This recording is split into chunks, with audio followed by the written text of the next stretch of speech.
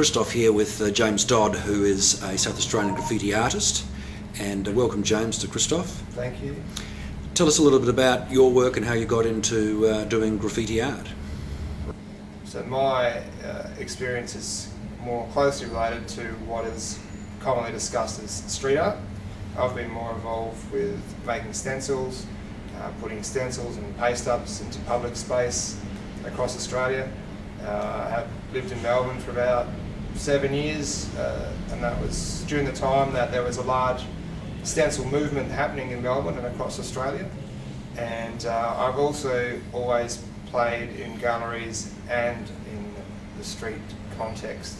And as an artist, I'm interested in the way in which those two cultures, or the way in which those two variations on making and presenting creativity can intersect. And I'm interested in exploring how each of those things are different and how they can come together. So there's something about graffiti that appeals because of its subversive nature or illegal nature. How do you think, in that context that you were just talking about, how do you think that overlaps into areas where in fact it is legal and not subversive? Does that detract, do you think, from people's perceptions of it?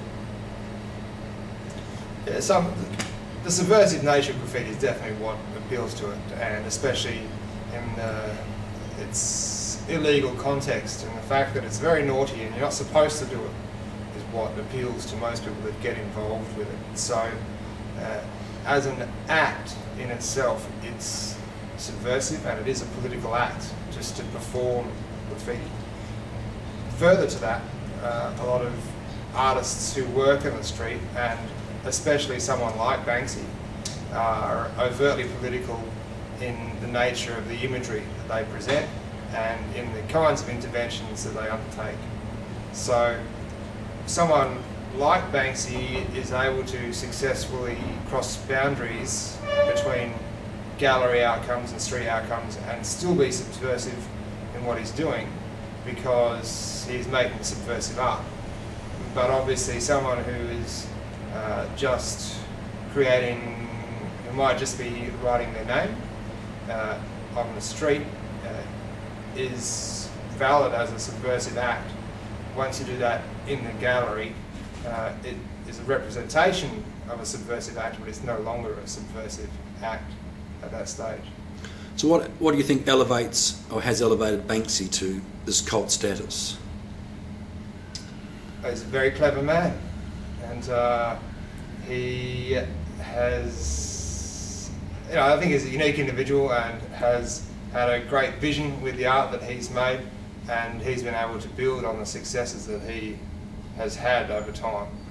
He's always been bold in his vision and bold in terms of what he's done with his art, and I think that for him to have conviction in that boldness and to continue that path is what has helped him grow. And I mean, it's more of a machine than a man, and he's more of a myth than anything really, and he's constructed that myth via his actions, via not revealing his identity, and that's what's worked for him. And he makes, further to that, he makes really excellent imagery which can cross cultural boundaries. He's able to successfully create images that you can show to people all across the world from different backgrounds and different cultures and different languages, and they can all get a very similar message, and they can all enjoy the subversion in the images that he makes. And that's a very difficult thing to do. He's just one of those people that is a bit of a genius. So what's been your overlap, or what's been his impact on you in your art? Of course, he is always an artist to look to, or was always an artist to look to through the stencil movement, in that he was the one who is always most popularly known, and so people are always aware of what he does. So I've always enjoyed his art and his actions, and then been, I guess, inspired by them a little bit. Now you've got a couple of exhibitions coming up in Canberra. Yes, I have 2 shows currently on. One is at Canberra Contemporary Art Space, which which is a show of paintings exploring graffiti and art and how they come together. And the other project that I'm involved with is at the National Portrait Gallery, and that is a re-presentation of some older work from about 2003, which are stenciled posters that are of images of political leaders such as Saddam Hussein, Osama bin Laden, Johnny Howard, and it's kind of taking the piss out of them. Yeah. And looking at your work, tell us a little bit about how you go about putting them together. Some of the images I've seen, for example, some of the cars and bridges, there seem to be photographs and with stencil work over the top. Just tell us a little bit how the composition gets put together. Sure. So I make my paintings via collecting graffiti and collecting text. I kind of go hunting for graffiti and messages that people write. For me, that's the most elemental form of graffiti, when someone says that they love someone or they hate someone, or there's some dirty scrawl written on the wall.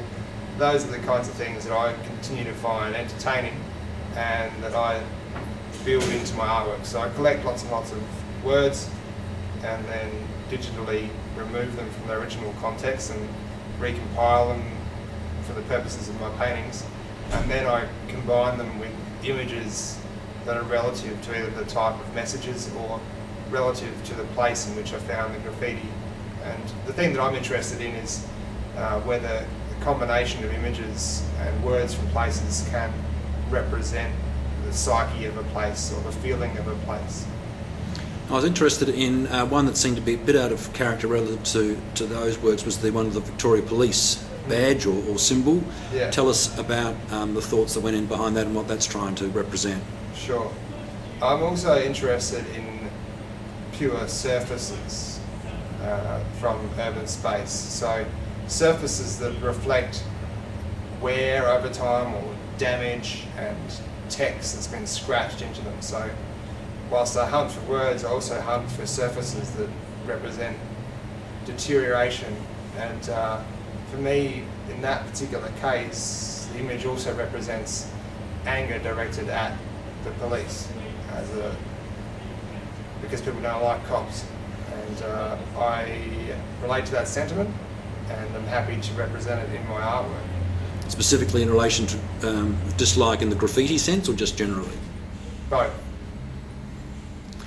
And what do you think people should be looking to take out of the Banksy film? Is this just entertainment, fun, or is there something more subversive going on that is a message in what Exit Through the Gift Shop is? It'll operate on two levels. Firstly, it is a collection of a whole bunch of great footage of many of the popular artists from this last period of urban creativity, such as Space Invader and Banksy and Barry McGee and a bunch of other artists, and also footage of different projects like the Cannes Festival and bigger things that the Banksy Machine and Pictures on Walls have organised.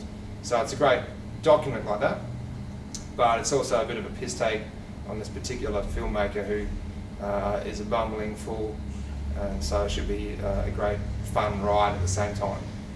James, many thanks. Pleasure.